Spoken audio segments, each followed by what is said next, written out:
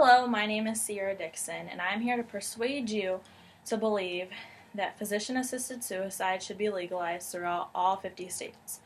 I am credible to talk about this because I have done a lot of research both in and out of school and have had some firsthand experiences where I believe that physician-assisted suicide would have come in handy. Physician-assisted suicide is otherwise known as euthanasia, and it is where a doctor prescribes a lethal dose of pills for someone who is terminally ill. It is a very controversial topic, and it is only legalized in 5 states as of right now, which are Washington, Oregon, California, Montana, and Vermont, but it has been brought up in other states about becoming legalized. It's gotten a lot of heat thanks to 29-year-old Brittany Maynard, who moved to Oregon for their Death with Dignity law when she was diagnosed with cancer, stage 4. She did a lot of social media about her decision and when she moved the date, and her family even moved to Oregon so they could spend her last moments with her. There are a lot of pros and a lot of cons to physician-assisted suicide. Some of the cons are people believe that you are playing God, suicide is still very unaccepted, and that you are deciding your own fate. A lot of these have to do with religious reasons because suicide is still looked down upon in a lot of religions, and they believe that everyone has a time to go. Some of the pros are you're ending suffering at your own will. It makes it easier on both you and your family. It gives the patient power over their illness, and it is less painful than other means of suicide. For some of the cons, I disagree with them because I truly believe that everything happens for a reason, and if you have the dosage, it doesn't mean that you're going to take it, and if it's not your time, something will tell you not to take it. And suicide is unaccepted, but obviously if they're willing to take their life, there is nothing else for them to do, so you can't really look down upon somebody for that. In deciding your own fate, again, I believe that God is still involved, and if it's not your time, you won't go. For the pros, I believe that it gives the patient power over their illness, which they probably have not had throughout their whole illness, and if that gives them what they feel is power, then they should do what they need to do. They are ending their suffering. And for any of you who have had a family member go through anything like cancer, you know that they become miserable, weak, fragile, they lose their hair, they get really skinny, they can't do anything for themselves, and I personally wouldn't want to go through that and have to have my family see me go through that, and eventually you're going to have to call in hospice or family members, and to me, having family members, friends, or even strangers have to take care of me 24/7 just is not something that I would want to do or want any of my loved ones to have to go through. The last thing is that it is less painful than other means of suicide.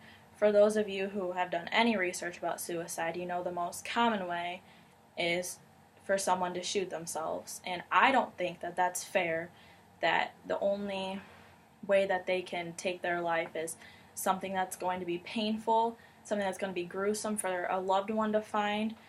At least with physician-assisted suicide, you have your loved ones there, they know what you're doing, and they don't have to find a horror scene when they find you. To go along with that, although physician-assisted suicide is only for the physically ill, so cancer, ALS, things like that, I believe it should also be for the mentally ill. And this is extremely controversial, and finding topics on this online is really hard, but I feel like if somebody's mental illness is that bad and there's no other treatment for them, they should have this option available to them as well. For the soldiers who come back from Iraq and nothing is helping, they should be able to have this. I wouldn't want to have to live the rest of my life in a psychiatric ward getting help that isn't actually helping. And to me, I feel like a physical illness and a mental illness is no different.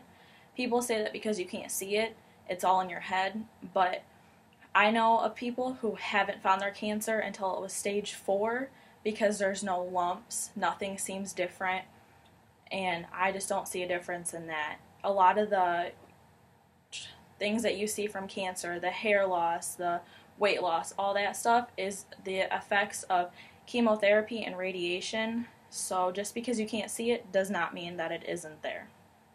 Along with the mental illness, again, it keeps your family from finding you in a horrific scene. I know of people who have found their loved ones and that's how they remember them, not how they were when they knew them. It was how they found them when they had passed away. It's much less painful than other means of suicide, and it's easy. All you have to do is swallow some pills and you will pass.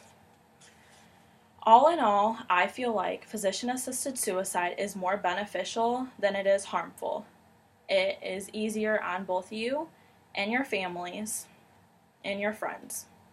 It keeps you from being miserable, frail, weak, having somebody taking care of you all the time, whether you know them or not. And it also helps with your suffering, and it gives you the power over your illness. I do not believe that you are playing God or deciding your own fate, and I do not feel that it should be as unaccepted as it is, because the illness is going to take you anyway. And if you can do it without suffering, I feel like we should have that right, and it should not be looked down upon. So thank you for watching and listening. I hope that I can persuade you to either agree with me or to at least look into the topic and find your own opinion on physician-assisted suicide. I hope you all have a great day.